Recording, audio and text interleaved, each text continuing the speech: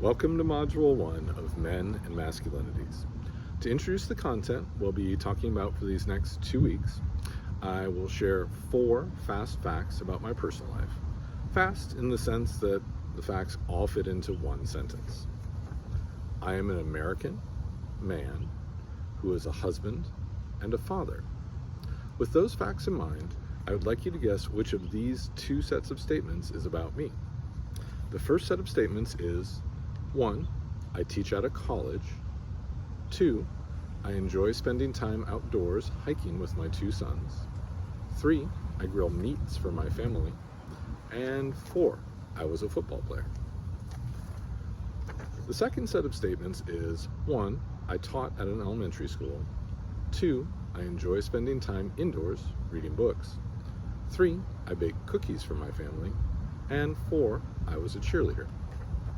So, based on those few facts I shared about myself earlier, which of these 2 sets of statements would you guess are about me? Don't worry, you don't need to write down your answer anywhere. You don't even need to say your guess out loud. Just think it. Which of these sets of statements seems like it would be about an American man who is a husband and a father? If you thought this first set of statements is about me, you're right. Yes, I teach at a college. You knew that. But it's also true that I spend time outside hiking with my 2 sons, that I grill meats for my family, and that I was a football player back in high school. And if you thought this second set of statements is about me, you're right. Yes, I taught at an elementary school. I spend time indoors reading books. I bake cookies for my family, and I was a cheerleader back in college. But if you happen to think that the first set of statements sounded more masculine, well, why is that? Why might we think that it's more fitting for a man to teach older students than younger students? Or to play outside than to read inside? Why might we think it's more masculine form of cooking to grill meats than to bake cookies?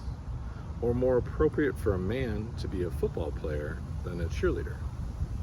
When we start to ask questions like these, we are initiating our class conversation about the social construction of manhood in America. At the start of Module 1, we'll first take a close look at the words of Bradley Hathaway's spoken word poem, Manly Man. Then we'll discuss what 21st century American society tells us a manly man is and is not. In the course of that conversation, we may touch upon myths such as the damsel in distress stories, in which a strong man must save a weak woman.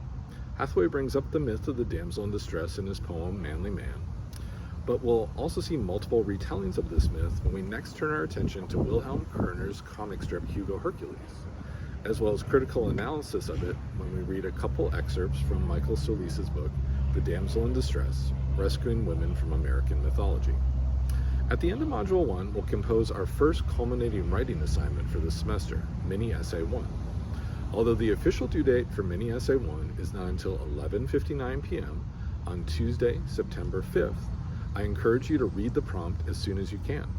That way, you'll be able to understand what type of content you'll be looking for in our readings, to learn what specific skills you'll be expected to demonstrate in Mini Essay 1, and to determine which of the optional mini lessons on those skills you'll want to consult. I also encourage you to take the time to read the lyrics of and/or to watch the video for our unofficial theme song for Module 1, Bonnie Tyler's 1984 hit, Holdin' Out for a Hero.